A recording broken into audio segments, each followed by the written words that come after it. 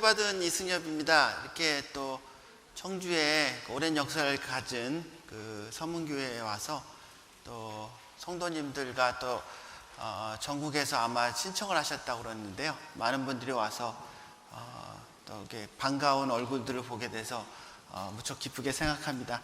7년 전에 그 목사님하고 또 안한균 목사님께서 이렇게 또 변증 컨퍼런스를 처음 시작하시고 그때 처음에 참여했었는데요. 또 7년 동안 이 일을 두 분께서 또 이렇게 계속 하여 주시고 이번에 또 큰 행사로 하게 됨을 되게 기쁘게 생각합니다. 그러면 제 강의는 오늘 앞에서 안한균 목사님께서 또 개론적인 얘기를 참 잘 해주셨는데요. 다음 주 수능이 있는데 저희 이제 고등학생 고3들이 이제 과학 시험을 보게 되는데 진화론의 내용들을 이제 열심히 외워가지고 아마 문제가 틀림없이 몇 문제 나올 겁니다. 학교에서 배우고 있고 또 저도 이제 관련된 논문을 쓰는데 상당히 어려움들이 있습니다. 그거에 좀 다른 내용의 어떤 의견들을 쓰기가 상당히 어려운 상황인데요. 왜 이런 일들이 벌어져 있는가? 성경에는 하나님이 각 생명체를 창조했다고 나와 있는데 우리는 수능에서 왜 진화론에 관련된 부분을 외워서 문제를 풀어야 되는가 참 어려움이 있습니다. 그래서 그런 문제들을 오늘 좀 이렇게 쉬운 내용도 설명해 드리고요.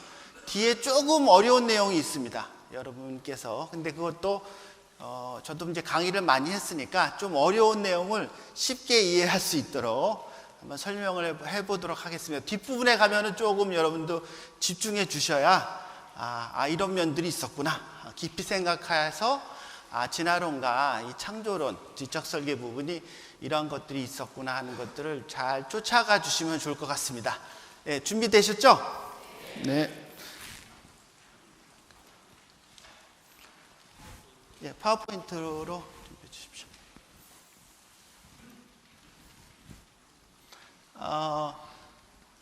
이 두 가지 이제 그 바위 형태를 소개해 드리겠습니다. 그래서 우리가 이제 앞에 그 안한균 목사님 강의에서도 우연과 또 창조에 대해서 이제 개론적인 이야기를 해 주셨는데요. 이 두 가지 바위 형태를 봤을 때 왼쪽과 오른쪽 두 가지 바위 형태가 있습니다. 근데 우리가 이런 질문을 할 수 있겠죠. 이게 우연히 만들어진 바위의 형태인가 아니면은 누군가 이걸 의도적으로 만든 형태인가 라는 질문을 했을 때 이거는 되게 쉬운 질문이 되겠죠. 그죠? 왼쪽은 어떤 거가 될 수 있습니까? 우연히 자연적으로 이루어진 거죠. 풍화작용이라고 이제 전문 용어인데요. 오랜 세월에 걸쳐서 이게 바위가 이제 바람과 여러 가지 자연 현상에 의해서 조금씩 부서지면서 이런 형태가 됐다고 우리가 얘기할 수 있겠습니다. 근데 오른쪽 밑에 형태는 이 돌이 없는 지역이죠. 그 돌이 없는 지역에 저런 특이한 형태의 바위들이 형상을 가지고 구조화되어 있는 것들이 이거는 어떤 자연적인 과정, 우연한 과정으로 만들어지기 어려운 구조입니다. 특별히 이제 이게 고인돌 구조라고 하죠. 특별히 위에 한 바위가 이렇게 얹어 있습니다. 그러면은 이런 걸 봤을 때는 오른쪽에 이 바위 구조는 누군가 의도적으로 이것을 만들었겠다 하는 여기에 계신 분들은 단 한 명도 제외하지 않고 이런 제가 지금 설명한 부분으로 이해하실 거고 그렇게 대답하실 겁니다. 그럼 다른 제가 질문을 드리겠습니다. 요거는 이제 모토라는 건데요. 맨 위에 있는 모토는 우리가 이제 많이 보는 일상적인 모토입니다. 근데 왼쪽은 이제 과학이 발전하면서 위에 이게 선 같은 전기줄 같은 게 이제 머리카락이거든요. 머리카락만한 모토를 처음에 만들기 시작했습니다. 반도체 공정을 이용해서 한 100마이크로 정도 실제 밑에 있는 돌아가는 모토를 만들기 시작했고요. 그 다음에 이게 뭐가 이제 쪼가리가 돌아가는 게 있죠. 이거는 이제 나노 크기, 마이크로 크기보다 1000분의 1 1000분의 1 정도 주는 그런 이제 나노 크기의 이 쪼가리를 돌렸습니다. 지금은 이제 이거보다 훨씬 정교한 모터를 만드는데요. 처음에 이제 나노 크기의 뭔가를 돌렸다 그래가지고 나노모터라고 그래가지고 이제 사이언스지에 이제 게재한 논문입니다. 근데 이거는 뭐냐면요, 박테리아라고 이제 아주 하등한 작은 생명체가 있죠. 그거가 자기가 물속에서 움직이기 위해서 꼬리가 달려 있습니다. 우리가 이걸 편모라고 하는데요. 그 편모를 돌립니다. 편모를 돌려서 자기가 이 물속에서 움직이게 되는데요. 이 편모 모터가 2만 RPM, 분당 2만 번 돌아가는 빠른 속도로 물속에서 도는 거거든요. 그럼 여러분, 이제 제가 아까 또 동일한 질문을 할게요. 이 왼쪽의 모터들하고 이 오른쪽의 모터를 비교했을 때 이게 자연적으로 우연히 만들어질 수 있는 구조인가, 아니면 누군가 의도적으로 이것을 설계해서 만들었을까 하는 질문을 할 때, 왼쪽과 같은 것하고 비교했을 때 오른쪽 같은 모터가 훨씬 복잡하겠죠. 왜냐하면 오른쪽에 있는 모터, 이 박테리아를 움직이는 편모 모터가 왼쪽의 모터보다 훨씬 작거든요. 그죠? 근데 우리는 여기서 봤을 때 이 모터가 이 보면은 이 나노 크기로 쪼가리를 만들어서 겨우 돌린 건데, 여기는 이거보다 훨씬 작게 정교하게 훨씬 빠르게 돌아가고 있거든요. 근데 문제는 오른쪽 모터를 누군가 의도적으로 설계했다, 뭐 창조했다, 뭐 그런 표현을 쓰는 거는 과학계에서 금기시되어 있습니다. 그런 표현을 쓰면 안 됩니다. 우리 상식적으로는 오른쪽 모터가 훨씬 정교하고 작고 우리가 이 과학자들이 만들 수 없는 구조로 되어 있는데, 아니 이거는 누군가 정말 설계했을 것 같다, 이렇게 복잡한 게 어떻게 우연히 만들어지냐, 이런 대답을 할 수 있잖아요. 근데 과학계에서는 그런 얘기를 하면 안 됩니다. 논문을 쓸 때는 그런 표현은 금기시되어 있습니다. 누군가 설계했다, 만들었다, 창조했다, 그런 표현을 쓸 수가 없습니다. 이상하죠? 왜 이런 게 금기시되어 있을까? 이게 무슨 정치나 사회과학도 아니고 우리가 말하는 되게 논리성을 가지는 과학 분야에 왜 그런 표현을 쓸 수 없을까? 이 모터가 얼마나 정교하냐면요, 이런 이제 구조로 되어 있습니다. 그래서 정교한 크기의 다양한 부품들이 설계되어 있습니다. 이게. 근데 이제 이건 하나의 이제 예를 들게요. 이 모터들을 사람들이 연구하면서 놀라게 된 거예요. 그전에는 잘 이 모터를 정교하게 사진을 찍는다든지 정교하게 확대해서 볼 수 없었는데, 이제 전자현미경이 발전하면서 과학자들이 연구하니까 이 모터 구조들이 되게 놀랍게 되어 있는 거죠. 근데 그 중에 하나가, 저도 이 작은 모터를 연구하는 사람이거든요. 작은 모터를 연구하는 사람인데, 이 물 속에서 이 유연한 꼬리가 정교하게 돌아가는 게 불가능합니다. 왜냐하면 이제 이 작은 세계에서 이 작은 유연한 꼬리가 돌아가면은, 이게 우리 쉽게 말하면은 점성이라고 그러죠. 끈적끈적한 힘이 엄청 커져서 이 유연한 꼬리가 다 뭉개집니다. 쉬운 말로 얘기하면은.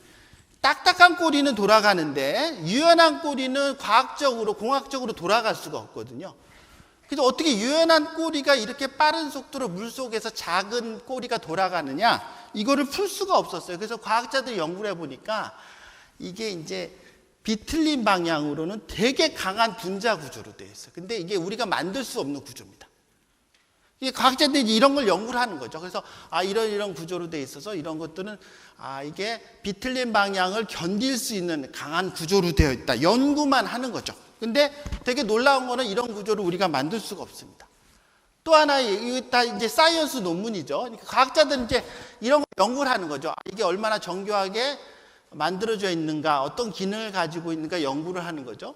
그리고 또 하나의 어떤 사이언스의 이제 일반 어떤 과학자가 연구한 거는, 우리가 이제 남자분들은 아실 텐데 클러치라고 그럽니다. 그래서 한 방향으로 돌다가 반대 방향으로 돌 때 시간이 많이 걸리겠죠. 그래서 자동차에는 중간에 클러치가 있어가지고 이 회전력이 바퀴랑 연동이 안 되게끔 중간에 끊어줍니다. 그래서 빨리 방향이나 속도를 바꾸게 만들어주는 거죠. 이 작은 박테리아 편모에도 되게 놀라운 이 편모 구조가 되어 있습니다. 편모 구조가 되어 있어서 뭐 이거 이제 전문 이제 페이퍼에서 영어로 된 이제 논문을 인용했는데요.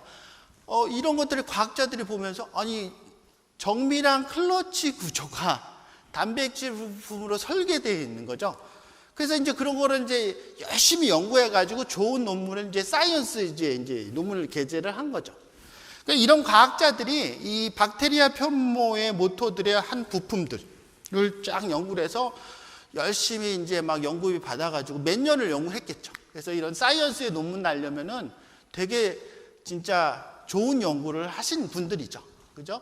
근데 제가 왜 이 얘기를 하냐면은 이런 연구자들은 이제 이런 논문을 쓸 때 자기도 생각할 때 이런 부품들이나 이런 구조가 너무 잘 설계되어 있잖아요. 그럼 본인이 논문 쓸 때 이건 되게 놀라운 기능들을 가지고 있다. 그래서 내가 생각하기도 이게 우연히 만들어지긴 참 어렵겠다. 누군지 모르나 누군가 정교하게 설계해서 이 설계도대로 이걸 만들 수밖에 없는 구조라는 표현을 쓸 수도 있겠죠. 그죠? 인트로덕션이나 뒤에 디스커션 맨 마지막 부분에 그런 표현을 쓸 수도 있는데 그런 표현을 쓰면은 자기가 몇 년 동안 연구한 결과가 이 사이언스 저널에 실릴 수가 없습니다. 그런 표현을 쓰면은 아예 그냥 바로 리젝트, 게재 거절을 합니다. 그런 표현은 절대 쓸 수 없다. 아예. 그런 거가 나오죠. 그래서 이게 이제 한 예입니다. 이제 이런 어떤 논문이 이제 사이언스에 났는데, 그러면 뭐라는 디스커션을 쓸 수 있냐면은 이런 표현이죠. 여기 이제 영어를 써서 죄송한데 이런 겁니다. 이런 있죠. 인체에 있는 작은 모터들이 아까 이제 박테리아 편모보다는 훨씬 복잡한 게 우리 인체 내에 움직이고 돌아가고 뭘 옮기고 하는 아주 작은 모터들이 되게 많거든요. 근데 그런 연구들을 지금 요즘 분자생물학에서 많이 연구하고 있습니다. 근데 그런 연구를 할 때 앞에 이제 이런 표현을 씁니다. 이러한 놀라운 기능들은 오랜 시간 진화의 메커니즘으로 오랜 시간 이게 이런 기능이 최적화돼서 만들어졌을 것이다 라는 표현을 쓰는 거죠. 왜냐하면은 이 표현은 뭐냐면 이제 우연히 만들어졌다라는 표현을 쓰는 거죠. 근데 이제 이 연구한 과학자도 이렇게 복잡하고 놀라운 구조를 우연히 만들어지기에는 가능성이 너무 적잖아요. 그죠? 그러니까 어떤 표현을 씁니까? 아주 오랜 시간. 이란 표현 하나로 이걸 해결하는 겁니다. 가능성은 적기 때문에 아주 오랜 시간이 정말 흘러서 조금 이게 변이가 축적되면은 이런 놀라운 구조의 이 모토가 만들어질 수도 있겠다. 그러니까 현대 과학에서는 이런 놀라운 구조가 아무리 확률적으로 일어나기 어렵고 이 과학자도 속으로 생각하겠죠. 이건 도저히 진화의 자연선택의 진화론으로 조금씩 변화해서 아주 오래돼서 만들어지기에는 되게 어렵겠다를 생각하지만 본인이 아까 말한 대로 이거 누군가 설계했을 거다. 이 놀랍기 때문에 설계할 수밖에 없었다. 라는 표현을 쓰면은 논문이 억셉트가 안 되니까 이런 표현밖에 못 씁니다. 아주 오랜 시간에 걸쳐서 진화로 이게 최적화돼서 만들어졌을 것이다. 그럼 도대체 이 과학이라는 게 우리가 상식을 벗어나는 일들을 좀 하고 있는 거죠. 이게 사회과학도 아니고 정치도 아니고 무슨 이게 어떻게 과학에서 상식을 벗어난 얘기밖에 할 수가 없다는 게 너무 아이러니한 거죠. 그러면 이러한 일들이 왜 벌어졌는가 하는 거죠. 다음 주 수능을 보는데 이게 고등학교 한 교과서에 나온 내용입니다, 여러분. 마침 이 교과서가 진화에 대해서 앞에 설명하면서 이런 이 작은 변이가 그런 변화가 지속되면 전혀 다른 생물 종들이 등장하게 될 수도 있다. 이제 새로운 종의 출현을 그냥 아예 못을 박습니다. 다른 거랑 비교해서 뭐 이런 이론도 있고, 어떤 거는 뭐 설계되었다라고 생각하는 이론도 있다라고 비교 얘기를 안 합니다. 딱 이 얘기만 하게 되죠.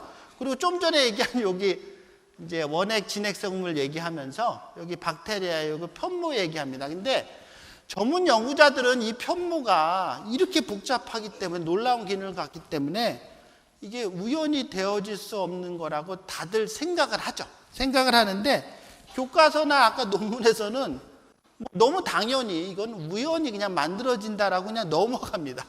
학생들은 이거 외워야 되고, 수능에 이 문제가 나오면은 진화의 메커니즘으로 찍을 수밖에 없죠. 성적을 얻어야 되니까. 나라의 교육부에 나는 이거는 말이 안 되는 얘기다, 이 문제는 답이 없다, 이렇게 우길 수가 없는 상황이 벌어지고 있습니다. 안타까운 거죠. 또 하나 이제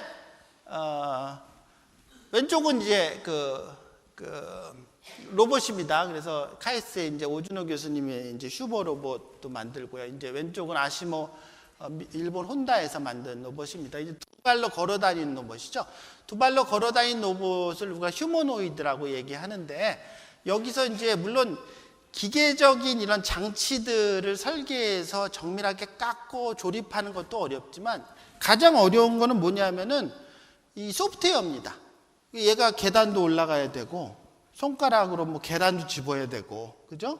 그럼 소프트웨어적으로 되게 정교하게 이거를 만들어야 되거든요. 넘어지지 않도록. 그러니까 내가 원하는 대로. 뒤에 이렇게 뭐 백팩 같은 거 들고 있는 거는 배터리입니다. 그래서 하루 종일 충전해도 1시간 정도밖에 움직이지 못하죠. 근데 제가 이제 이름이 이승엽인데요. 여기 이승엽 선수가 있습니다. 예. 제 이름은 외우기 좋은데요. 이제 은퇴는 했지만, 야구 선수 이승엽은 아침 먹고 뭐 점심 굶고도 뭐 하루 종일 운동할 수도 있고, 지금껏 큰 수술을 안 하고 열심히 잘 건강하게 생활하고 있습니다. 이게 그 왼쪽에 로봇하고 오른쪽에 이 사람이라는 거를 하나의 매개체라고 생각했을 때, 그 동일한 질문을 만약 하게 되면, 이게 우연히 이런 로봇, 사람 로봇하고 인간이 만든 로봇을 얘기했을 때, 이게 우연히 만들어졌을까, 누군가 설계했을까라고 이제 질문하게 될 때 사람들이 놀래죠. 어떻게 사람처럼 두 발로 걸어 다니는 로봇, 막 계단도 오르고 달걀도 짚고, 야, 되게 놀랍다, 저거 어떻게 만들었을까 얘기를 하죠. 근데 오른쪽에 이 사람 로봇은 이 분자, 이 세포만 해도 10쪽이거든요. 10쪽인데 세포를 들여다보면 하나의 또 우주죠. 그죠? 근데 오른쪽 아래가 이제 아까 안한균 목사님도 얘기했지만, 이게 엄마 뱃속에 이제 자궁에 있는 수정란이거든요. 정자와 만나서 수정란이 하나의 세포가 됐는데, 옆에 아무런 컴퓨터도 없고, 옆에서 아무런 뭐 설계도도 없습니다. 누가 뭐 이렇게 뭐 지휘해 주는 것도 없어요. 그냥 수정란이 계속 세포 분열을 해가지고 10조 개로 되면서 아이가 엄마 자궁 속에서 형상을 갖습니다. 되게 놀랍지 않으세요, 여러분? 근데 이제 문제는 이거죠. 이 10조 개 세포로 구현된 사람이, 하나의 세포 자체도 복잡하지만, 이 생명이라는 거는 어떻게 수정란이 10조 개로 막 분열되는데 아무도 관리 감독하는 사람이 없어요. 그냥 임신한 엄마는 집에서 그냥 밥 잘 먹고 쉬면은 이렇게 아이가 태어납니다. 되게 놀라운 거죠. 이거는 뭐 현대과학으로 아무런 설명을 할 수 없는 겁니다. 그래서 이제 서론 부분을 얘기를 했고요. 그럼 우리가 말하는 이 진화가 도대체 뭔데? 이게 상식선에서 의문을 가지고 진화가 틀렸다는 게 아니고, 진화도 뭐 맞을 수 있지만 이게 좀 미심쩍고 증거가 부족한 부분은 좀 다른 반대 과학이론을 만들어서 서로 토론하는 정도는 허용해야 되지 않을까, 뭐 그런 생각을 상식적으로 할 수는 있겠죠. 그 진화가 도대체 뭔데, 진화만 교과서에 나오고 진화만 논문을 쓸 때 진화에 대한 표현만을 써야만 되는 사항이 이렇게 벌어져 있을까 하는 거죠. 그래서 아시다시피 1859년에 다윈이 종의 기원을 쓰게 됩니다. 그래서 갈라파고스에 핀치새를 관찰해서 핀치새 모양들이, 부리의 모양들이 다른 거를 관찰을 하게 되죠. 그래서 얘를 이제 영국으로 가져와 가지고 계속 연구를 하면서 이 같은 그 핀치새인데 부리의 모양이 왜 다를까? 그래서 원래 태어날 때 우리도 다 모양들 다 사람이지만 각자의 개성대로 여러 가지 특성을 가지고 태어나게 되죠. 그래서 뭐 이목구비도 다 달려 있지만 각자의 특성대로 좀 뭐 코가 높은 사람도 있고 손이 긴 사람도 있고 그렇겠죠. 그런 변이들을 가지고 태어나죠. 그래서 이런 변이들을 가지고 있는 것들이 자연에 적응하면서 살아남는 개체들은 어떤 특정한 변이들이 많은 것들이 살아남게 되는 것은 과학적 사실이겠죠. 그죠? 그래서 이런 것들이 오랜 시간 축적하면은 특정한 모양을 가진 변이군들, 군집이 살아남게 돼서 그러면은 이게 오랜 세월에 걸쳐서 그 앞에 선조와는 다른 형태의 모양을 가진 어떤 군집이 되겠죠. 근데 그런 것들이 오랜 세월 거치면 변이들이 계속 이게 살아남는 군집 속에서 유전이 되면서 그 특정한 변이들만 나오게 되고 이게 정말 더 오랜 시간을 거치면 선조와는 다른 종이 출현을 하겠다. 그래서 이거를 얘기를 한 거죠. 그래서 뭐냐면은 진화를 우리가 얘기할 때 이 시간에 따른 변화가 오랜 시간에 걸쳐서 새로운 종을 만들었다. 자연선택의 진화론이. 그거를 이제 다윈은 이것을 얘기한 거죠. 이 세 번째를. 그래서 그리고 다윈이 또 얘기한 거는 그러면 최초의 생명체에서 각 종이 하나의 투리로 잘 이렇게 연결돼서 분리가 됐다. 그래서 하나의 생명체, 자기 복제가 가능한 생명체에서 새로운 종들로 계속 갈래들이 갈라졌다라고 얘기를 합니다. 그래서 근데 엄격하게 구분하면 진화론은 세 가지를 얘기하면 되거든요. 처음에 시간에 따른 같은 종내의 변이들이 일어난다. 이건 과학적 사실이죠. 근데 이 과학적 사실을 가지고 다윈은 새로운 이론을 낸 겁니다. 뭐냐? 이런 같은 종내의 변이들이 축적이 되면은 새로운 종이 출현을 할 수도 있겠다. 근데 그 원인은 자연선택이다 라는 거죠. 자연선택으로 새로운 종이 출현할 수도 있겠다라고 얘기를 하는 겁니다. 그래서 요거에 관한 영상 하나 보시겠습니다.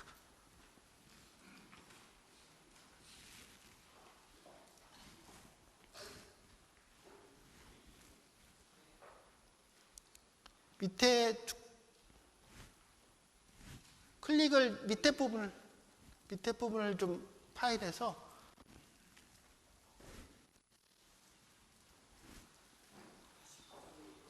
그러니까 다시 할까요? 잠깐만요. 앞에서 잠깐만요.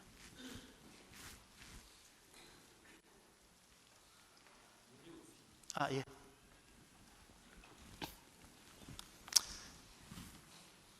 think the whole theory of evolution is false or just certain parts of it? Well, again, evolution is a slippery word. I would say minor changes within species happen. But Darwin didn't write a book called How Existing Species Change Over Time. He wrote a book called The Origin of Species.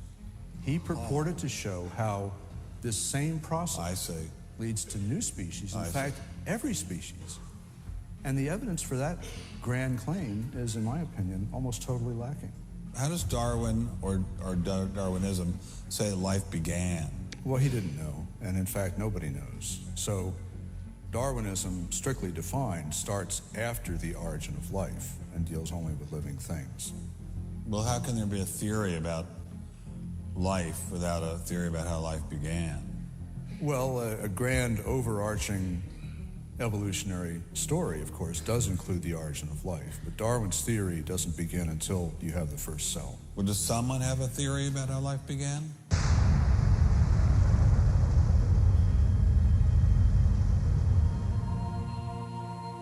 This is the story of a small planet in space called Earth.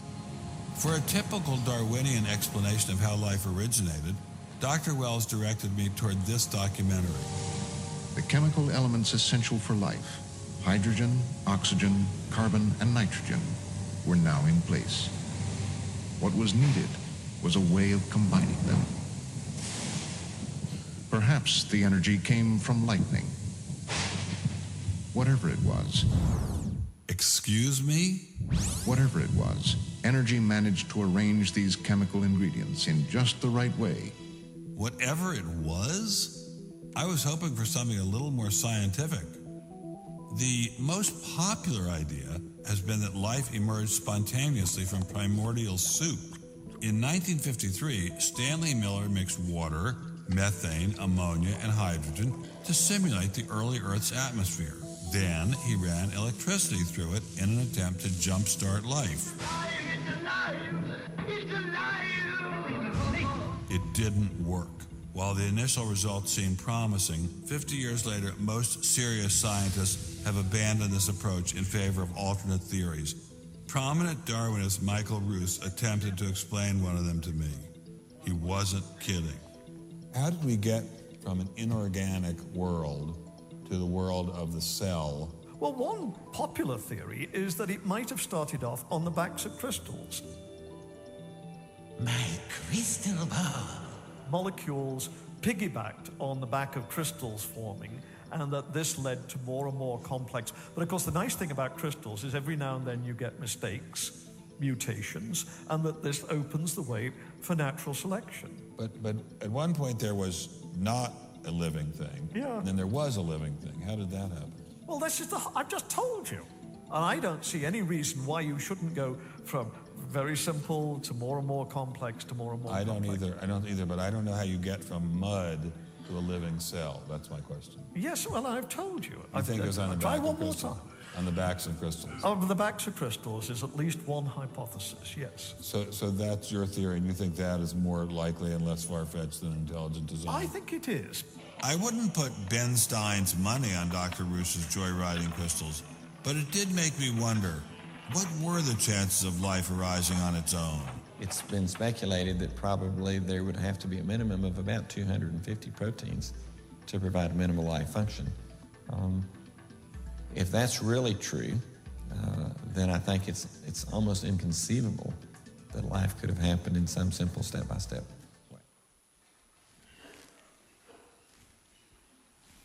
way. 이 부분은 이제 아까 다윈의 진화론이 이제 나온 이후로 처음에는 이제 의견들이 이제 많은 논쟁이 있다가 과학계 이제 진화의 생명의 기원에 관한 과학 이론을 이제 받아들이게 됐죠. 받아들이게 됐는데 이제 진화론의 결정적인 문제는 최초의 생명체가 어떻게 출현했는가에 대한 설명을 못 합니다. 자연선택의 진화론은 일단 얘는 있어야 되고 얘가 환경에 적응에 의해서 변이들, 군집들이 나왔을 때 이제 그 변이들이 축적되면서 새로운 종이 출현했을 거라는 가설을 만들었고 이게 과학이론으로 이제 배워지게 됐는데요. 아까 말한 대로 그럼 최초의 생명체는 어떻게 만들어졌는가? 그거는 이제 여러분 다들 옛날 고등학교 밀러의 실험이라고 한번 다 들어본 실험이죠. 원시대기 조건에서 이제 전기 스파크를 주어가지고 이게 아미노산의 전 단계인 코아세르비트가 만들어지고 하는 거죠. 근데 이제 그런 아미노산은 생물학적인 아미노산이 또 아니거든요. 그래서 밀러의 실험 이후로 수많은 연구자들이 그거보다 더 나은 결과를 얻기는 했지만은 다 실패했습니다. 그래서 요즘은 그 연구를 아예 안 합니다. 최초의 생명체에 관한 부분은 안 하고 좀 전에 얘기한 대로 특이한 조건, 수정과 같이 복잡하게 형성된 조건 속에서 이 아미노산이나 단백질들이 엉켜지면서 최초의 생명체가 만들어졌을 거다.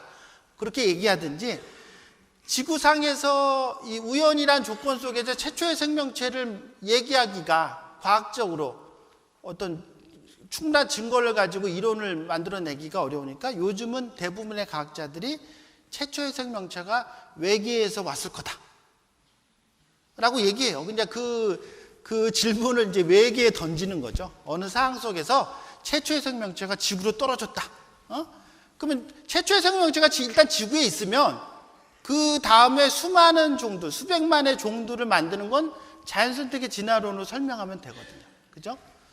그러면 여러분 생각해 보세요. 최초의 생명체에 관해서도 과학적으로 완벽한 이론이 없습니다. 그리고 오히려 요즘에 심도 있게 질문을 하면은 대부분의 과학자들이 외계에서 이 씨가 뿌려졌다라고 얘기를 해요. 이게 과학입니다, 여러분. 그럼 이제 그렇다고 칩시다. 그러면 아까 수정과 같은 곳에 단백질이 껴가지고 만들어졌던 외계에서 씨를 뿌려가지고 최초의 생명체가 지구에 도착했다고 칩시다. 그러면 자연선택의 진화론으로 수백만의 종들이 이 완벽한 형태로 만들어져야 되는데 그게 가능하냐는 거죠. 그럼 아까 얘기한 대로 지금 수많은 과학적 증거는 다 소진합니다. 소진화. 같은 종류의 변이는 지금도 실험실에서 일어나는 거고 지금은 관찰 가능해요. 나도 100% 소진화를 믿는 거죠. 근데 아까 말한 대로 최초의 생명체가 그보다 복잡한 형태의 다른 종으로 만들어지는 거가 가능하다고 자연선택의 진화론을 얘기했는데 증거가 거의 없습니다.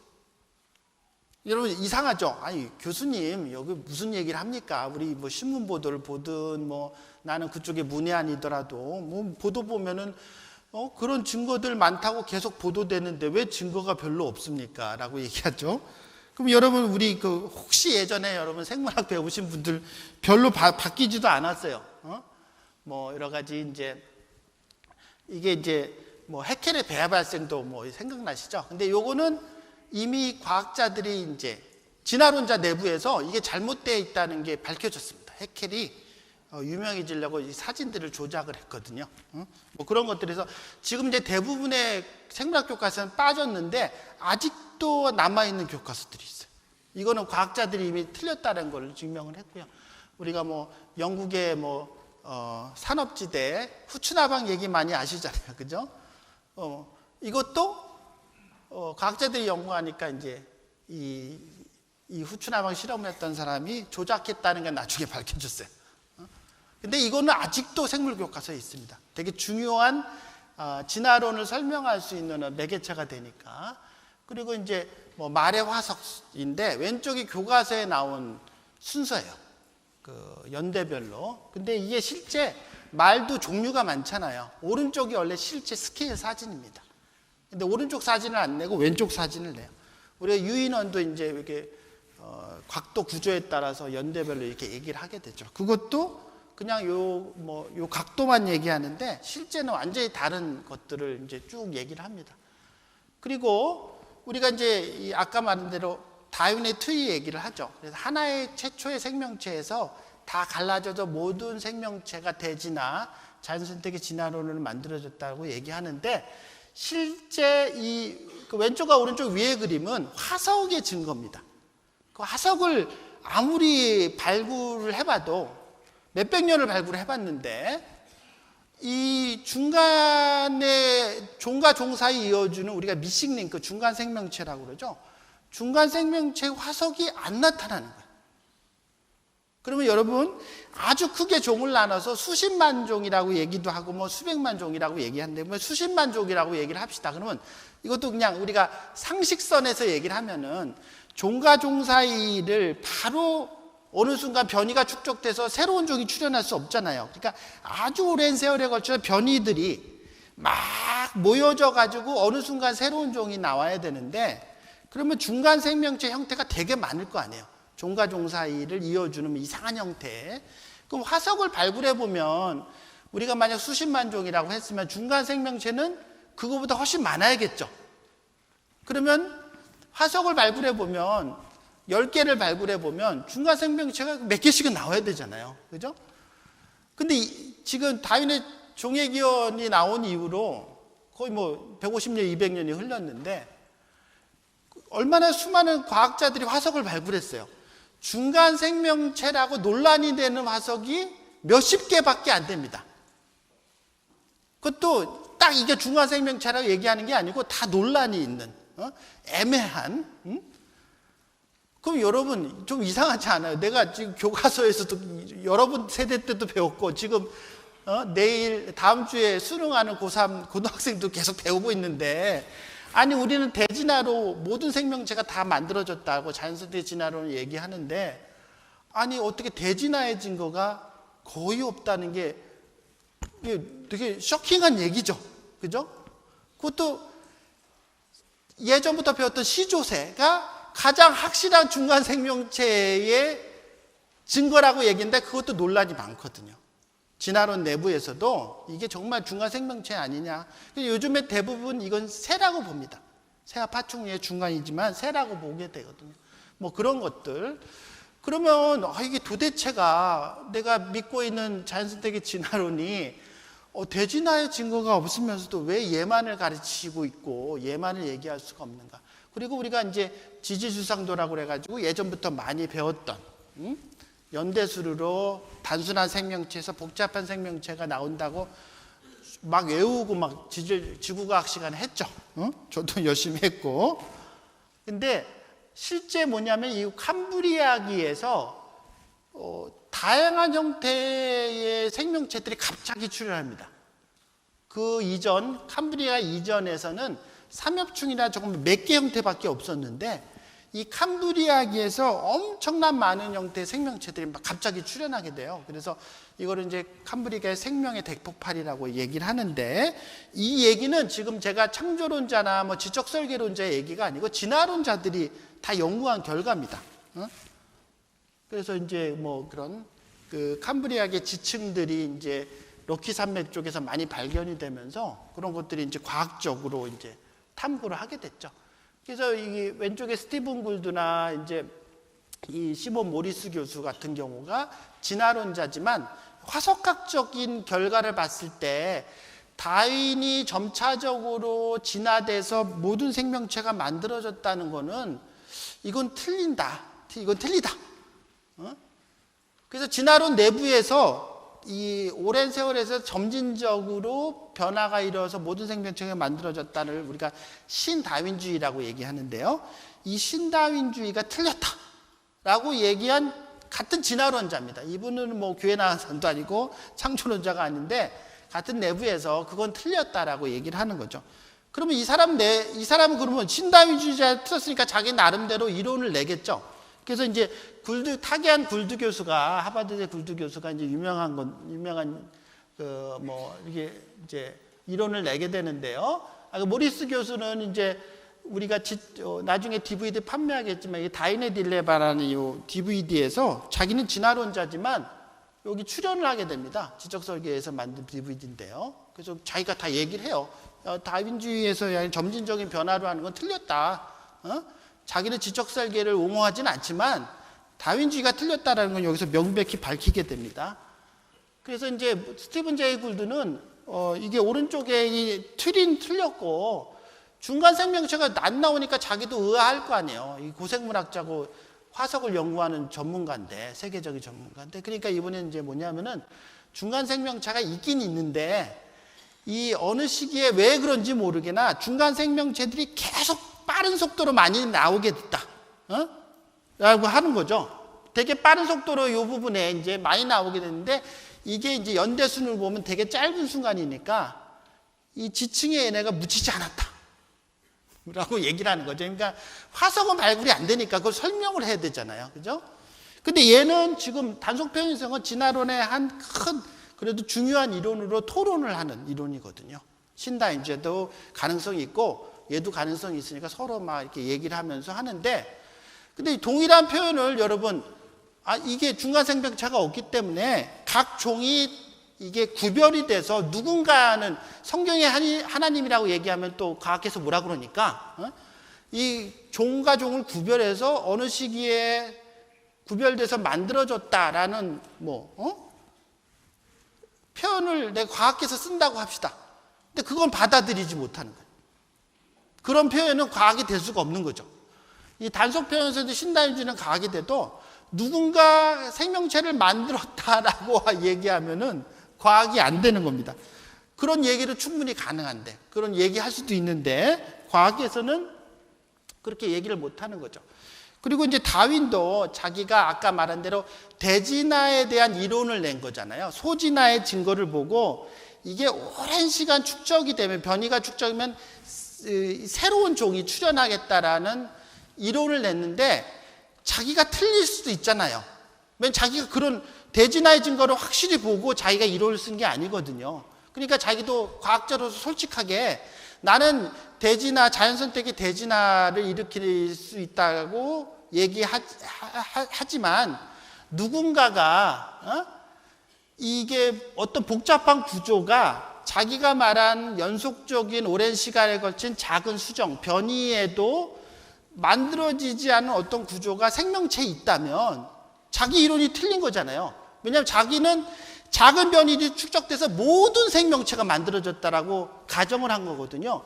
근데 이 한 가지가 발견이 만약 됐다고 칩시다. 모든 과학자가 인정하는데 어느 생명체의 어느 부분은 도저히 작은 변이가 오랜 시간 축적돼서 만들어질 수 없는 구조다. 하나가 밝혀졌으면 어떻게 돼요? 다윈의 진화론이 100% 틀렸다는 게 아니고 어떤 건 뭐 다윈의 진화론을 얘기할 수도 있겠지만 그렇지 않은 구조가 하나라도 나타나면은 이제 모든 생명체에 적용할 수는 없죠. 다윈의 진화론. 그죠? 그럼 만약 이 하나를 찾으면 어떻게 되겠습니까? 과학 교과서가 바뀌겠죠. 그죠? 그러니까 지적 설계는 쉽게 얘기하면 이 하나를 찾는 겁니다. 과학계가 인정할 수 있는 변이가 오랜 시간 축적돼서 이게 만들어지지 않은 어떤 생명체의 뭔가 구조가 인간에게 있든 개에게 있든 어디 박테리아에 있든 그걸 찾는 거죠. 그리고 너무 이제 연구를 잘해서 논문을 썼는데 진화론자도 반박을 이제 더 이상 못하는 그런 논문을 쓰게 됐을 때, 그러면 이제 그 다음부터 또 이제 교과서가 바뀌어지겠죠. 다윈의 진화론으로 설명할 수 있는 건 하고, 어떤 거는 뭐 이런 증거가 있기 때문에 이런 거는 누군지 모르나 설계한 구조가 여 안에 있다. 그러면 이제 이제 고등학생도 토론하게 되고, 우리도 논문 쓸 때 이거 복잡하기 때문에 이거는 누군가 설계했을 것 같다라는 표현을 그때는 써도 되죠. 근데 지금은 이게 불가능합니다. 교과서에도 그런 표현을 쓸 수가 없고, 학생들은 자연선택의 진화론만 유일한 생명의 기원에 관련된 과학이론으로 배우고 있고, 그걸 배운 아이들이 연구를 할 때 진화론은 100% 사실로만 알고 있는 거죠. 아까 말한 대진화의 증거가 없다는 게 아니라 매우 부족함에도 불구하고 모든 생명체의 기원을 개로 얘기할 수밖에 없는 안타까운 상황이 벌어진 거죠. 그래서 지적 설계는 이 하나를 찾는 거죠. 그거를 말로 떠드는 게 아니고 과학적으로 한번 연구해 보자라고 생각을 하면 됩니다. 이제 요 논쟁을 잠깐 얘기를 하면요. 1859년에 이제 종이기원이 나왔는데, 서구 문명은 기독교 문명이잖아요. 그러니까 진화론이 쉽게 받아들여지진 않았죠, 처음에. 그러다가 이제 진화론이 유럽에서 이제 교과서나 이제 과학계에서 인용이 되기 시작하고, 미국이 늦었어요. 유럽보다는 가장 저항이 심했죠. 왜냐하면 기독교적인 그 베이스가 강했기 때문에. 근데 1914년에 처음으로 이제 진화론이 미국 교과서에 들어갑니다. 그랬더니 이제 그 미국의 기독교인들이 이거 성경에 각종의 하나님께서 창조하도 어긋날 뿐만 아니고 진화론을 들여다보니까 증거가 없거든요. 얘만 가르치니까 말이 안 된다. 그래서 진화를 못 가르치게 하는 법안을 통과시킵니다. 그러다가 이제 1925년에 유명한 재판을 하게 돼요. 이제 원숭이 재판이라는 건데, 이제 테네시주가 이제 진화를 못 가르치게 이제 법으로 규정을 했어요. 근데 이 스코프루스라는 선생님이 일부러 이걸 진화론을 언론에 공표하고 일부러 가르쳤어요. 일부러 제소당하려고. 그래서 이제 이게 제소당했죠. 법을 일단 어겼으니까 진화론을. 그래서 이제 재판이 벌어졌는데, 일단은 이 사람이 벌금형을 받았죠. 왜냐하면 일단 법을 어겼는데 이슈화가 된 거죠. 미국 전역에 진화론이 과학적 사실인 것 같은데 얘를 못 가르치게 이게 만들어 놔가지고 법은 어겼지만 사람들이 심증적으로 이게 종교가 기독교가 괜히 성경의 하나님만 얘기하려고 과학적 사실을 이렇게 억압한다. 뭐 그런 식으로 이제 보도를 하기 시작하면서 오히려 이제 많은 사람들이 오히려 더 관심을 갖게 되고, 그러다가 이제 케네디 대통령이 이제 인공위성을 러시아에 쏘아올리면서 과학교과서 대대적으로 개편하면서 전면적으로 들어가게 됩니다. 그래서 과학교과서에 이제 들어가니까 이제 얘는 뺄 수가 없으니까 창조 과학을 연구했던 이제 팀들이 이제 몇 개 주에서 창조 과학을 좀 같이 가르쳐라. 진화론만 가르칠 바에는 진화론에 아직 증거가 부족하고 걔만 모든 생명체 기원을 얘기하기에는 이거는 말이 안 되기 때문에 대안이론인 창조과학도 가르쳐서, 창조과학은 이제 성경의 하나님 막 그런 얘기보다는 종의 창조를 과학적으로 연구한 창조과학이죠. 그래서 그거를 이제 하게 됩니다. 그래서 이제 그런 이제 창조과학 운동이 많이 일어나게 되고, 기독교 과학자들이 창조과학 연구도 많이 하고 그런 소송들을 하게 되죠. 그런 이제 소송들이 있고, 비슷하게 이제 아까 말한 대로 동등하게 창조과학과 진화론을 같이 가르치라는 것을 합니다. 그러다가 미국 시민자유연맹에서 이제 몇 개 주들이 그 창조과학도 같이 가르치게 됐거든요. 그래서 창조과학을 같이 가르치는 거는 연방 헌법에 어긋난다라고 제소를 했어요. 그래서 이제 루이지애나가 이제 대표적인데, 얘는 연방 대법원까지 갔습니다. 그게 뭐냐면은 제소한 이유가 이거예요.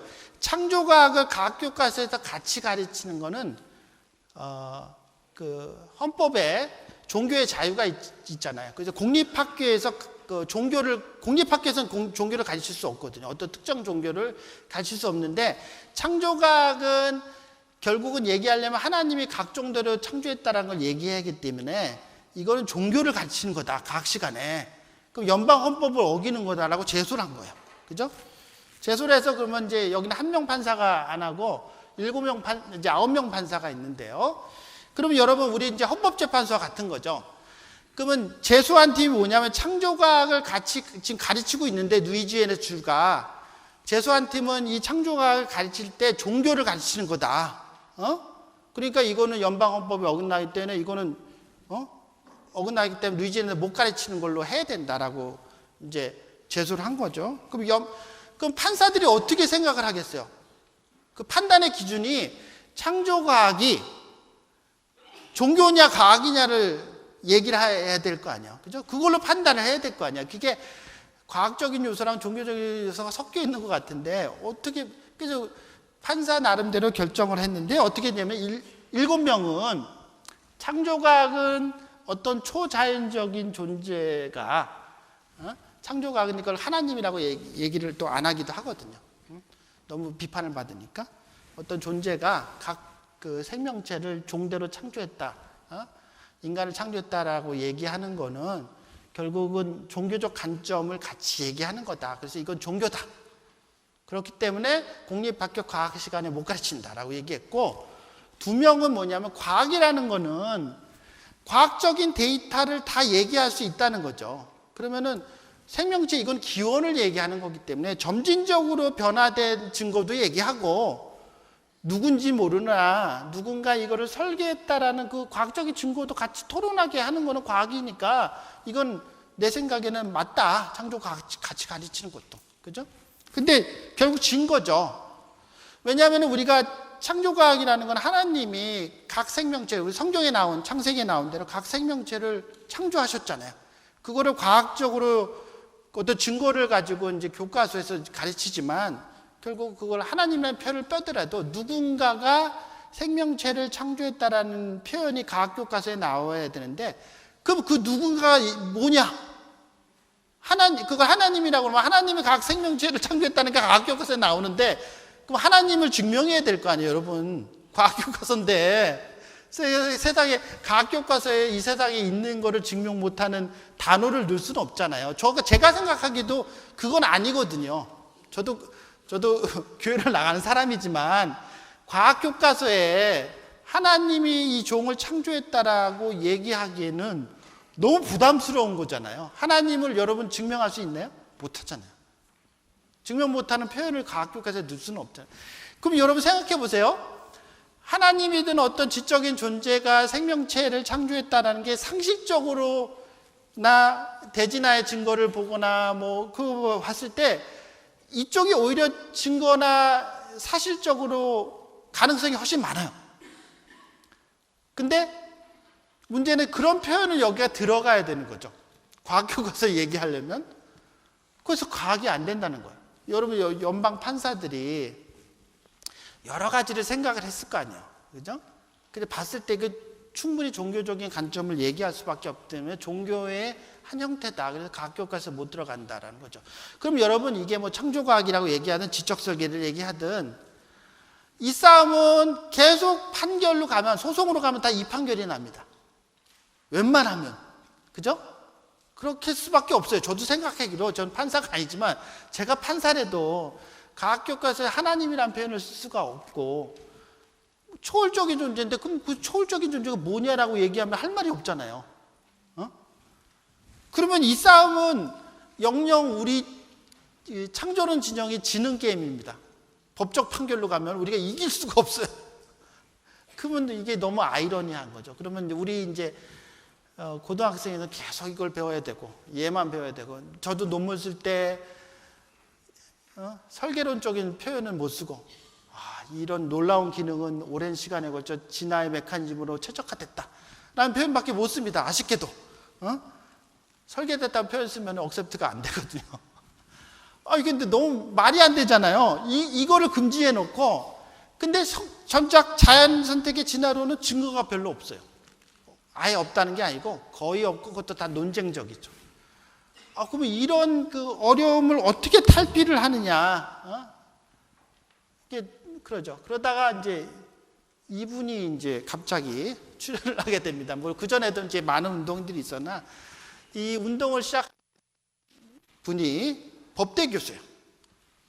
버클리대. 제가 이제 유학할 때 이분이 있었는데 저는 그때 이제 이쪽은 많이 관심이 없었고 박사학위 하느라고 정신이 없어서 이런 활동을 하는 교수가 옆에 있다는 걸 몰랐는데, 이분이 이제 그래서 이제 진화론을, 이분이 법학 교수인데 안식년을 갔다가 영국에 진화론 연구를 하게 됩니다. 그 진화론이 도대체 뭔데, 자기가 보기도 법학자지만 증거가 별로 없거든요. 근데 진화론만을 얘기할 수밖에 없는 구조로 돼 있으니까 이게 왜 그럴까?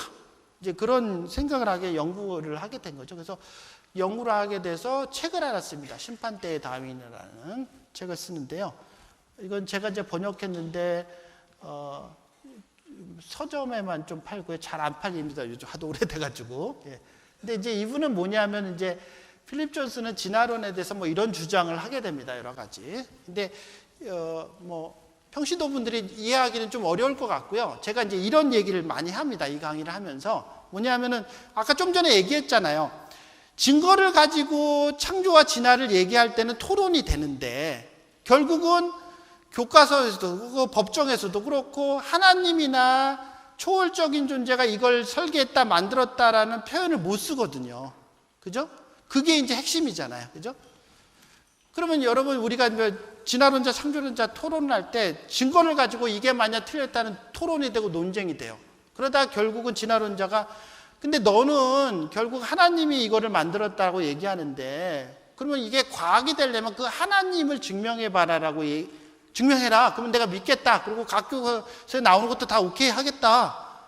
근데 그러면 우리가 할 말이 없잖아요. 하나님을 어떻게 증명해, 과학적으로.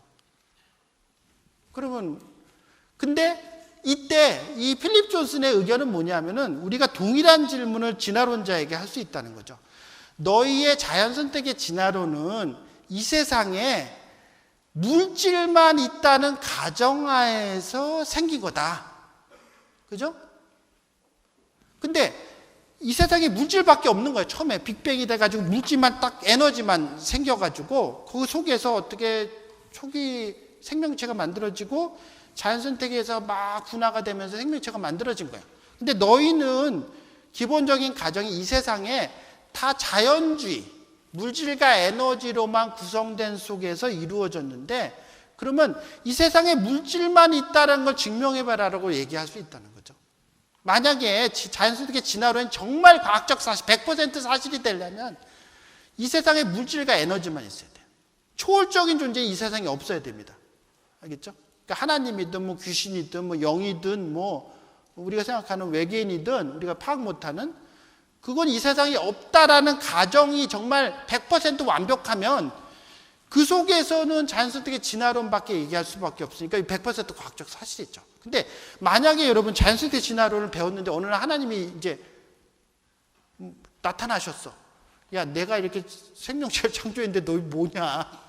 그러면 이게 과학이 뭐가 되는 겁니까? 여러분 생각을 해보세요. 그러니까 이 세상에 하나님이 없다라는 거를 너희가 증명해라. 그러면은 너희 자연세계 진화론이 유일한 이론으로 가르쳐지는 게 맞는데 그거 증명해봐라로 얘기하는 거죠. 그러니까 뭐냐면은 이 자연주의가 이게 철학이죠.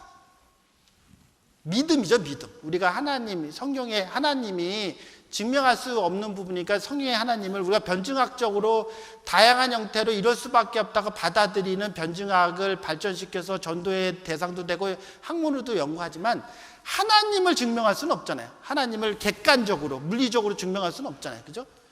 그것처럼 이 세상에 물질만 이 세상에 있다라는 걸 밝힐 수 없거든요. 근데 자연주의라는 건 이 세상에 물질과 에너지만 있는 거예요. 무신론이죠, 무신론. 무신론은 과학적 증거가 아니거든요. 그러니까 무신론은 그냥 이론이죠. 하나의 이데올로기죠, 이데올로기. 그죠?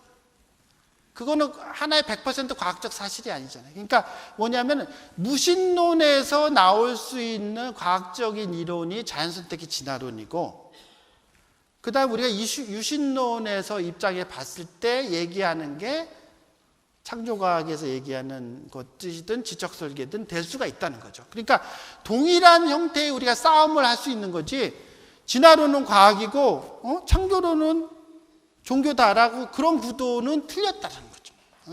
그래서 이분이 이제 이런 식의 이야기를 하면서 사람들이 법학자가 이걸 논리적으로 얘기하니까 그동안 진화론에 이제 비판적이었던 사람들, 대부분 이제 기독교인들이겠죠. 기독교인들이나 뭐 캐톨릭이나 그런 사람들, 과학자들도 이분에 동조했을 뿐만 아니고 자기는 종교를 갖지 않았지만 진화론에 비판적인 사람들이 있거든요. 그런 사람들까지 합세를 했어요. 그래서 새로운 운동을 만들게 됩니다. 그게 이제 지적설계 모임을 만들게 된 거죠. 90년대부터. 그러면서 아까 말한 대로 이 모임은 종교적 관점은 최대한 배제해서 하나님이 이 세상에서 창조하신 부분을 종교적 관점 배제하고 그 설계된 증거만을 과학적으로 연구를 하는 거죠. 그리고 이제 조금 어려운 내용인데요. 뒷부분을 이야기하려고 이제 제가 말씀드리는데 자연주의는 두 가지가 있습니다. 그러니까 형이상학적 자연주의가 있고요. 방법론적 자연주의가 있는데 어려운 내용이 이겁니다. 아까 말한 대로 무신론 얘기하는 이 세상에 물질과 에너지만 있다라고 선언하는 거는 형이상학적 자연주의예요. 이 세상엔 신은 없고 하나님은 없고 영이라는 건 없고 눈에 보이는 이 물질만 있다라고 얘기하는 이 무신론이 형이상학적 자연주의고요. 밑에 방법론적 자연주의는 이제 진화론자들이 많이 얘기하는 뭐냐면 이제 아까 같은 내가 질문했을 때 너희가 물질만 있는 거 증명해봐라. 그러면 내가 자연선택 진화의 유일한 이론을 믿겠다 했을 때 슬쩍 빠져나가는 겁니다.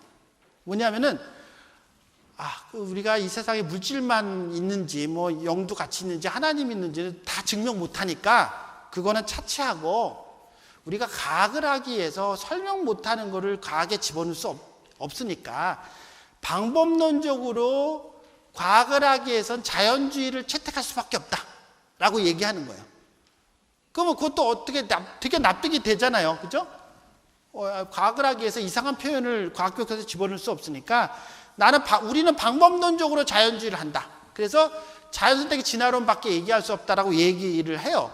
그러면 토론했을 때는 잘 얘기를 해요. 근데 일반 대중한테는 그런 얘기를 절대 안 해요. 왜냐하면 방론적 자연주의를 얘기를 하면은 이 세상에 하나님이 있을 수 있는 걸 용인하는 거잖아요. 그죠? 당연히 있을 수도 있고 가능성도 있지만 우리가 과학을 하기 위해서 어쩔 수 없이 좀 한계를 두는 거다. 눈에 보이는 물질만 대상으로 설명 방식을 할 수밖에 없어서 방법론적 자연주의를 한다고 얘기를 해요. 그래서 토론의 논쟁의 핵심을 피해갑니다. 근데 대중에겐 얘기를 안 해요. 이거가 사실이려면 생물학 교과서에 써야 돼요. 왜냐하면 이 생물학의 자연선택의 진화론은 방법론적 자연주의 때문에 나온 거기 때문에 오해 말아라. 이 세상에 물질만 있는, 무신론만 있는 것이 사실이 아니다. 유신론, 하나님도 있을 수 있고 여러 가지가 있을 수 있는데 과학은 무신론밖에 다룰 수 없기 때문에, 물질만 다룰 수 없기 때문에 이게 한다라고 앞에 경고문을 써야 됩니다. 원래는 정식으로는. 근데 과학계는 그걸 안 쓰죠. 그래서 이제 이런 지적 설계 운동이 이제 벌어지게 됩니다. 그리고 이제 그럼 자연 선택의 그런 어떤 거를 같이 얘기할 수 있는 대안 이론의 핵심이 뭐가 있어야 될 거냐. 그래서 이제 마이클 비라는 교수가 이제 한원 불가능한 복잡성의 구조가 아까 말하는 다윈이 얘기한 복잡성의 구조다. 그래서 이거를 증명할 수 있으면 우리가 과학계에서도 인정받는 거가 된다라고 해서 이런 개념을 만들어야 됩니다. 그래서 아까 박테리아의 편모 구조가 그거의 하나의 일환이다라고 해서 이제 많은 논쟁을 하게 됩니다. 논쟁은 좋은 거죠. 왜냐하면 이건 소수 이론이기 때문에 처음에 얘기했을 때 뭐 엄청난 비판과 뭐 논쟁을 하게 되죠. 근데 그걸 이제 뛰어넘어야 되니까. 그리고 이제 스티븐 마이어라는 이제 교수가 이제 생명 정보가 설계된 거다라는 것들의 그 책을 씁니다. 이것도 뒤에 발표하신 이재진 교수님이 이제 번역해서 이제 국내에 소개됐고요. 그 다음에 이제 뭐 뎀스키라는 수학 박사예요. 수학 박사가 이제 생명 정보를 가지고 이제 논문들을 내기 시작했는데, 이분은 수학 박사이기 때문에 엔지니어링 전에 공학 저널에 이제 낼 수 있거든요. 근데 진화론의 지금 또 큰 딜레마가 하나가 이겁니다. 뭐 뒷부분에 얘기하겠지만, 우리가 생명 구조가 복잡해지는 건 자연 선택의 진화론을 얘기하는데, 생명 구조가 복잡한 형태로 만들어지기엔 생명 정보가 증가가 돼야 되거든요. 생명 정보의 증가가 자연 선택으로 가능하냐, 그런 것들을 이제 이 책에서도 다루게 되고, 그 다음에 이 뎀스키도 계속 이런 논문들을 쓰게 됩니다. 그래서 지적설계 관련 연구 논문들이 이제 나오게 되는 거죠. 근데 생물학 쪽에서는 아직 이제 잘 받아들여지지는 않고 있습니다. 근데 뭐 가끔 이제 지적설계 관점의 논문들이 나오게 되면 엄청난 이제 논쟁들을 하게 되고 뭐 그런 일들이 벌어지게 되죠. 그래서 그 다음에 이제 예전에 이제 지적설계론이 나오면서 미국은 이제 교육위원회, 주마다 교육위원회도 있지만 카운티마다 교육위원회가 있어요. 그래서 지적설계가 나오니까 지적설계를 막 가르치라 막 너무 서둘러서 교육위원회 막 학부모들이 막 집어넣은 거예요. 그래서 소송도 걸게 되고, 어느 콥 카운티는 그 생물학 교과서에 이런 표현을 집어넣습니다. 이 교과서는 진화론에 관한 내용을 포함하고 있다. 진화론은 생명체 기원에 관한 사실이 아닌 하나의 이론이므로 이 내용은 열린 마음으로 접근하고 주의해서 연구되어야 하며 비판적인 관점까지 고려되어야 한다고 교육위원회 학부모들이 막 압력을 넣어가지고 이걸 승인시켰어요. 그랬더니 소송 가서 졌죠, 결국 이거. 이런 표현을 너무 이제 아직은 집어넣을 단계가 아니죠. 왜냐하면 연구 논문들이나 그런 게 많이 축적이 돼야 이제 싸움을 하는데 아직 그런 상황이 아니거든요. 이제 서둘러서 막 이제 그런 일들이 벌어지게 되고, 요거는 이제 생물 교과서처럼 만든 겁니다. 이제 제가 번역한 건데요. 그리고 이제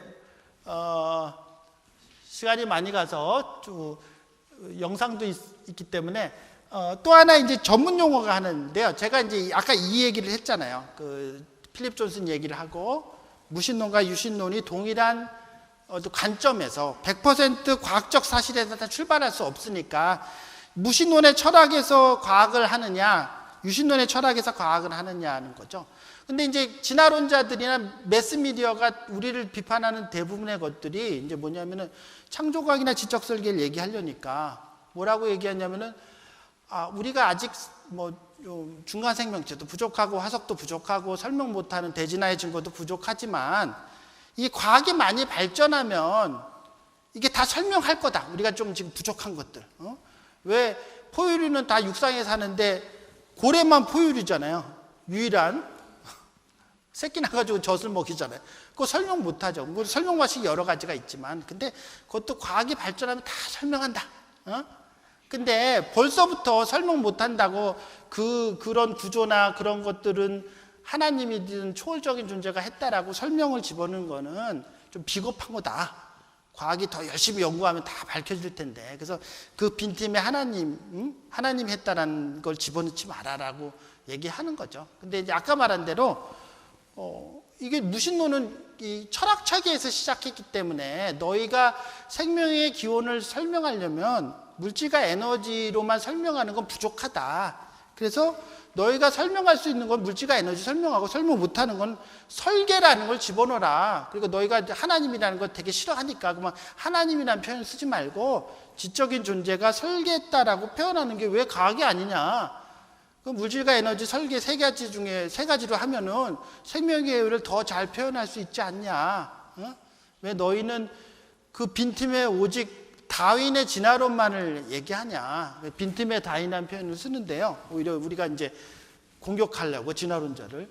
왜 너희는 무조건 뭐가 발견되면 자연스럽게 진화론으로만 표현하는 거예요. 여러분 가끔 과학 기사들 뉴스페이퍼에 뭐 이상한 뼈가 나왔다고 해가지고 막 설명하는데 다 100% 진화론만 해석하잖아요. 굳이 진화론을 해석 안 해도 되거든요. 근데 설명 방식이 진화론만으로 해석하는 게 과학의 기본 툴이니까 그렇게 얘기하거든요. 그러니까 너희가 잘못되어 있다라고 얘기를 하는 거죠. 그래서 이제 뭐 여러분 아시다시피 이제 칼 포퍼가 유명한 이게 이제 과학 철학적인 얘기를 제가 드리는 겁니다. 좀 쉽게.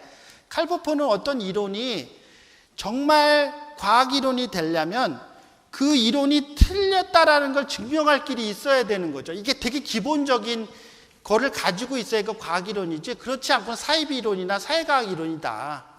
그건 과학이론이 될 수 없다라고 그러는데 칼 포퍼는 다윈의 자연선택이 틀렸다라는 길을 증명할 길이 없는 반증 가능성이 없는 이론이기 때문에 이건 과학이 될 수 없다라고 해야죠. 진화론자한테 엄청 비판을 받았어요. 근데 맞는 거죠. 왜냐하면 저희가 지금 어떤 증거를 가지고 과학적인 틀로 진화론을 반대한 연구를 할 수가 없어요. 그럼 논문도 쓸 수 없고 반증 가능성이 없죠. 그렇죠? 반증이 불가능한 이것이 틀렸다라는 걸 증명할 길이 없습니다. 왜냐하면 현재 과학은 자연주의, 우연, 물질과 에너지로만 설명을 해야 되기 때문에 그 안에서만 설명해야 되기 때문에 어쩔 수 없이 얘는 반증 가능이 없는 이론이죠. 그래서 그거를 순수한 정말 과학이론으로 만들어라라고 얘기하는 거죠. 아까 그 수정체 얘기한 분이 유명한 생물 철학자예요. 이분이 그냥 얘기한 게 아니고 자기 나름대로 신념을 갖고 얘기를 하는 거죠. 이런 것들을.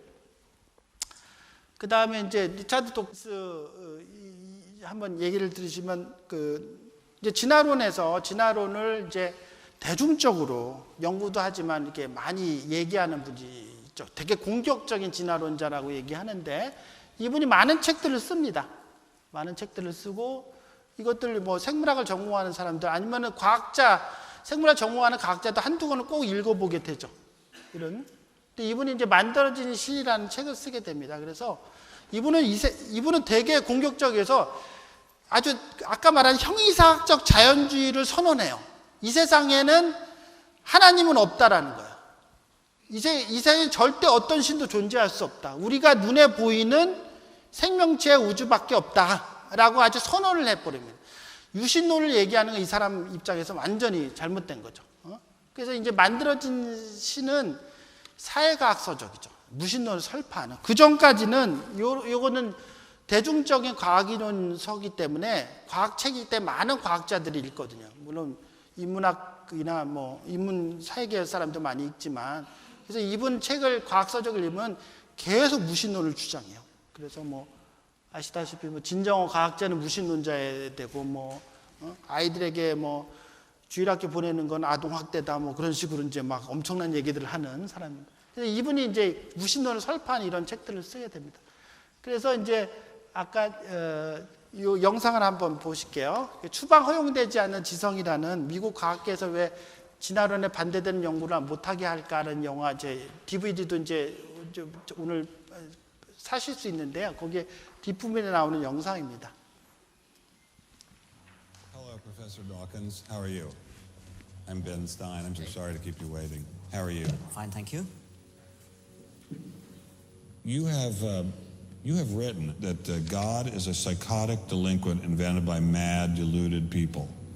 No, I didn't say quite that. I said something rather better than that. Oh, well, please tell us what you said. Please tell us what you said. Well, I would have to read it from the book. No, please. 이게 The God 만들어진 of the 시대에 Old 있는 Testament is 구절들입니다. arguably the most unpleasant character in all fiction.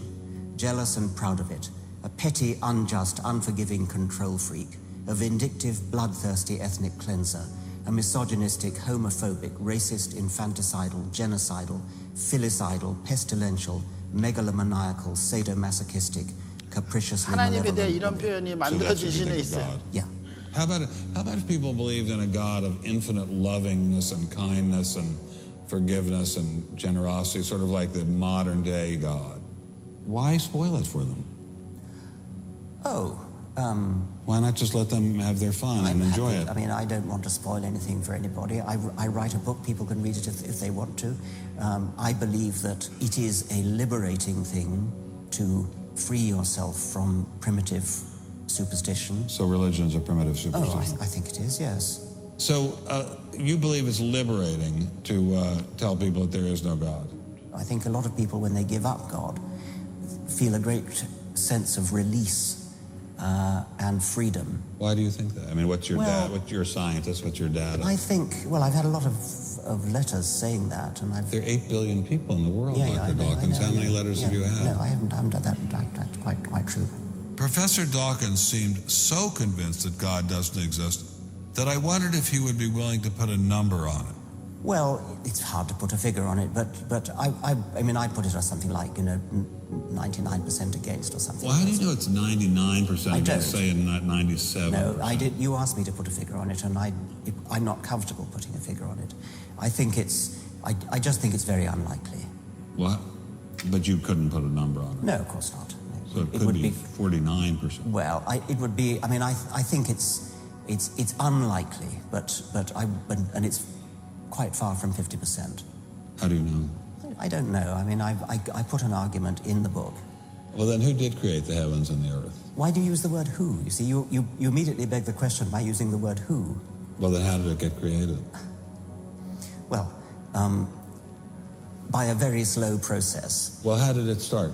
Nobody knows how it started.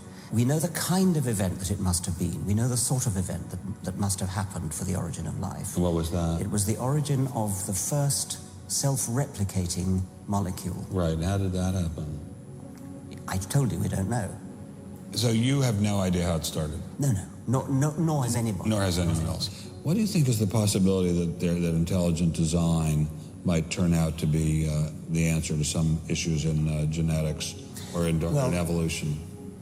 It could come about in the following way. It could be that at some earlier time, somewhere in the universe, a civilization evolved by probably some kind of Darwinian means to a very, very high level of technology and designed a form of life that they seeded onto perhaps this planet. Now, that is a possibility and an intriguing possibility. And I suppose it's possible that you might find evidence for that if you look at the details of biochemistry, molecular biology. You might find a signature of some sort of designer. Wait a second. Richard Dawkins thought intelligent design might be a legitimate pursuit? And that designer could well be a higher intelligence from elsewhere in the universe.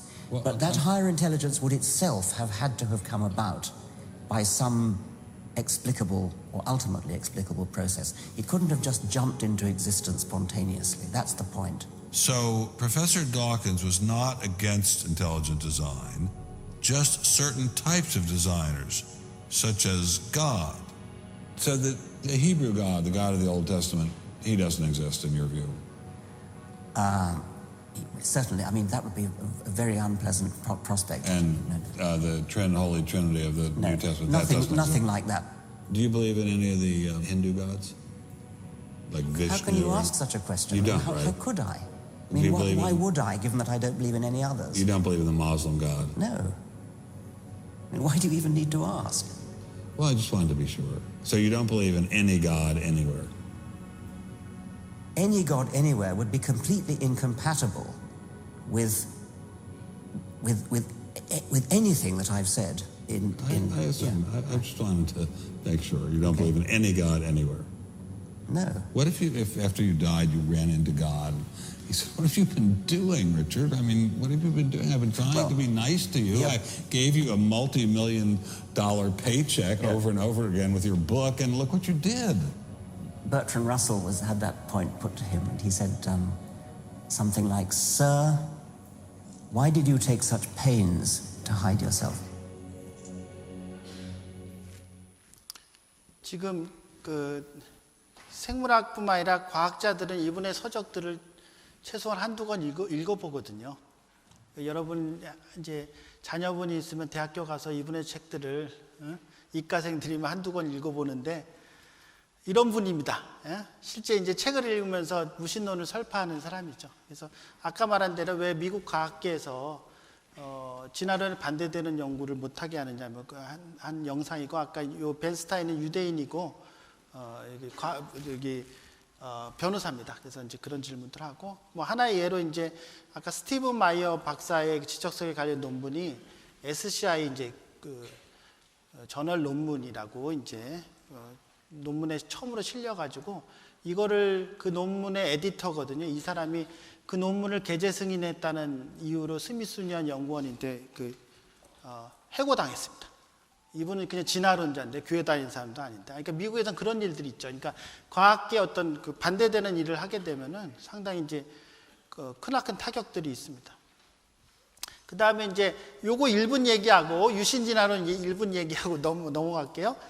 아까 이제 그 생명의 신비 얘기를 했는데요. 그 수정체가 이제 그 하나의 수정체가 복제해가지고 계속 분열을 해가지고 10쪽의 세포를 만들어지는데 복잡성애가 분열되는 것도 어려운 일이지만 아까 정보라는 얘기를 했죠. 근데 공학자들이 우리는 모든 지금 과학기술은 이진법을 씁니다. 근데 생명정보는 염기가 ATGC 4개로 사진법을 쓰거든요. 근데 왜 우리가 이진법을 쓰냐 하면은 신호는 저장할 때 에러율을 줄이기 위해서 1과 0 데이터로 하는 게 제일 에러율을 줄이고 이진법 신호로 체계하는 게 제일 쉽게 코딩을 할 수가 있거든요. 그래서 이제 전자공학이나 이 코딩하는 전문 그룹들이 처음부터 이진법을 만들어낸 거죠.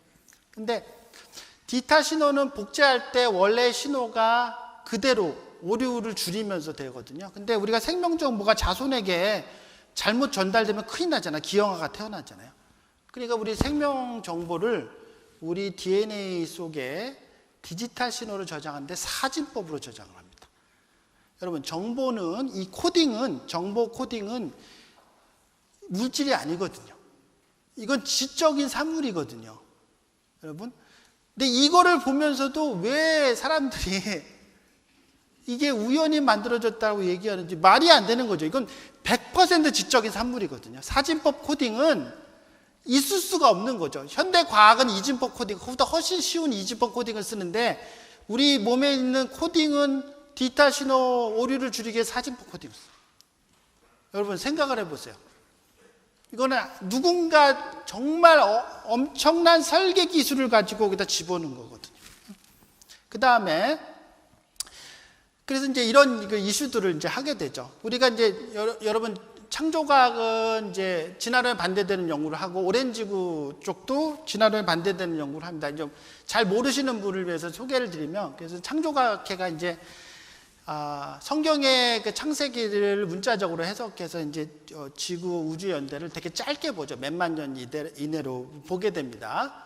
이제 그런 증거들이 있죠. 그리고 요거와 좀 다르게 우주와 지구의 연대는 현재 과학계에서 얘기하는 거를 몇십억 년으로 보고 진화론에 반대되는 연구들, 하나님의 창조주를 연구하는 그룹이 있는데 그걸 이제 오렌지구 창조론이라고 얘기합니다. 그래서 지적설계 그룹은 젊은 지구 창조론자도 있고 오렌지구 창조론자도 있어요. 근데 전반적으로는 이제 지적설계 그룹은 별로 이 얘기는 안 하지만 오렌지구 창조론자들이 많이 있습니다. 근데 최근에 이제 많이 우리의 유신주의라는 얘기를 하는데 뭐냐면은 하나님이 진화의 과정을 통해서 생명체를 만들었다라고 얘기하는 거예요. 옛날에는 신학자들이 이걸 많이 얘기했습니다. 근데 과학자들도 일부 이거를 지지하는 그룹이 미국에는 꽤 있었죠. 근데 한국에는 과학자 그룹이 이거를 얘기하는 분이 없다가 이제 뭐 서울대 이제 기초과학교계 최승원 교수님 예전부터 활동을 했지만 그렇게 뭐 이렇게 대중적으로 많이 활동을 하신 분은 아닌데, 우종학 교수님이 서울대 천문학과에 이제 몇 년 전에 부임하고 되게 이제 유신진화론을 대중적으로 많이 이야기를 합니다. 그죠? 그래서 이제 하나님에 대한 얘기를 포함하는 생명의 과학 이론이니까 그런 담론은 좋죠. 그리고 과학적으로 연구하는 건 좋은데, 그죠? 근데 이제 기본적으로 이분이 대중적으로 많이 하면서 요새 젊은이들이나 지식인들이 유신진화론을 믿는 비율이 좀 많이 늘었어요. 예전보다. 제가 봤을 때 되게 놀랍죠. 근데 이제 뭐 이건 이제 뭐 그거를 하는 시간은 아니지만, 근데 하나님이, 내가 믿는 하나님이 수많은 필요 없는 중간 생명체를 만들어서 하나의 종을 출현하겠다는 건 내가 믿는 하나님의 속성과 너무 다르죠. 그렇게 완벽하신 하나님이 어떻게 이런 쓸데없는 중간 생명체를 만들어서, 그죠? 그게 신학적인 결정적인, 저희 신앙에 저 개인적으로 받아들일 수 없는 부분이지만, 또 지금 말한 대로 앞에서 쭉 얘기했던 게, 진화론이 과학적 사실이 많으면 저도 유신진화론 쪽으로 좀 기울겠죠. 왜냐하면 진화론이 사실 가능성이 많으면 나는 신앙인으로서 하나님이 진화의 과정을 통해서 생명체를 만들었다고 나도 받아들일 수밖에 없잖아요. 그죠? 근데 아까 얘기한 대로 증거가 아직 되게 부족하거든요. 근데 크리스찬이 먼저 아직도 증거가 부족한 진화론을 왜 받아들이는지가 이해가 안 가는 거죠. 근데 이제 이런 그 유명한 서울대 교수들이 막 대중적으로 이렇게 하니까 젊은이들이 많이 유신진화론 요즘 비율이 이렇게 많이 늘어갔죠. SNS 활동도 많이 하고 뭐 그룹도 하고. 그래서 이거는 좀 눈여겨봐야 될 거다. 근데 정말 진화론에 사시면서 저도 이제 유신진화론가 될 건데 그럴 가능성은 없다고 생각합니다. 왜냐하면 제가 아무리 연구해도 진화론은 증거가 부족하고 증거가 더 나올 가능성이 없거든요. 뭐 그래서 하여간 이런 있고요. 뭐 뒤에 얘기하겠지만 요것만 30초 얘기하겠습니다. 이제 이거를 이제 확대해서, 오늘은 이제 생명의 기원으로만 얘기한 건데, 아까 안한균 목사님이 슬쩍 얘기를 하셨지만, 지구가, 이게 달이 지구와 태양계 중간에 있고 미세조종이라는 표현은 생명체가 거주할 수 있는 놀라운 조건들을 가지고 있어요. 그래서 모든 물리학자도 이거에 대해서 놀랍니다. 아니, 이게 조건을 가진 지구와 같은 행성이 있을 수가 없다. 그래서 이제 미세조종을 연구하는데, 그렇다고 하나님이 이 지구와 같은 상황을 만들었다라고 얘기하기는 또 싫으니까, 생명의 기원처럼 뭐라고 얘기하냐면은 이 세상의 확률을 높이는 거죠. 우리 눈으로 간직하는 우리 우주 안에서도 지구와 같은 게 나타나는 확률이 너무 적으니까 우리와 같은 우주가 무한정 많다라고 생각을 하는 거예요. 근데 처음에 이 이론을 냈을 때는 말도 안 되는 이론인데, 이게 지금 우주론의 대세로 잡아가고 있습니다. 근데 다른 우주의 기본 조건은 우리가 간측이 불가능해요, 여러분. 근데 이게 지금 과학계 지금 대중적인 이론이 돼가고 있습니다. 말도 안 되는데 하나님 두기 싫어하기 때문에 이런 이론들을 펼치고 있는 겁니다. 그래서 이제 저희가 지적설계 연구회 모임을 만들어서 이런 활동들을 좀 하고 있고요. 오늘 DVD 3개하고 아까 책 생명의 진화하고 진화론의 상징들이라고 개론서로 되게 좋은 책이 있습니다. 그래서 좀 이 부분을 좀 이렇게 많이 보실 분들은 책을 좀 구입해서 보시면 좋을 것 같고, 출판사에 얘기해서 오늘 좀 저렴한 염가에 좀 팔도록 하겠습니다. 예, 감사합니다.